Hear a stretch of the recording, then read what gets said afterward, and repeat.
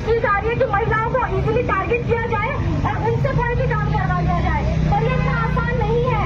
आप लोगों को एक एग्जाम्पल बनना पड़ेगा।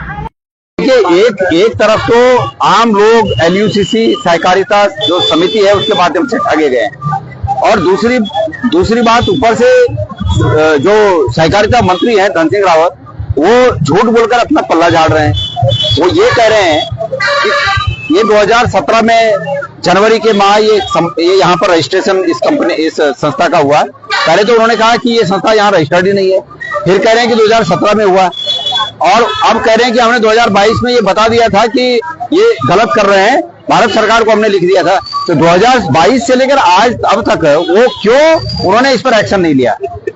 लिहाजा न तो उन्होंने 2022 में कुछ लिखा, ये सब झूठ है, सब झूठ, ये सब मिले हुए हैं।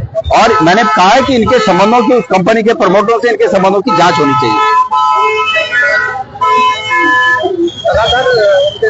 विपक्ष लगातार LUCC मामले पर सरकार पे बोल भी रहा है कि इस मामले में कार्रवाई हो, लेकिन पक्ष लगातार विपक्ष को अनदेखा करके महिलाओं को बरगला रहा है। किस प्रकार से देखते हैं लगातार महिलाएं यहाँ पर सड़कों पर हैं? और मैं ये कह रहा हूँ कि सरकार अगर ये कह रही है कि हम इन महिलाओं को बरगला रहे हैं, तो सरकार इन महिलाओं से बात करे ना, इनका काम कर दे, इनके पैसे इनको दिला दे। हमें क्या, हमारी जरूरत क्या है? सरकार इनके पैसे दिला दे। जो ठगी हुई है वो सरकार के संरक्षण में हुई है, इसलिए महिलाओं का, इन बहनों का आरोप है कि सरकार हमारे साथ न्याय करे।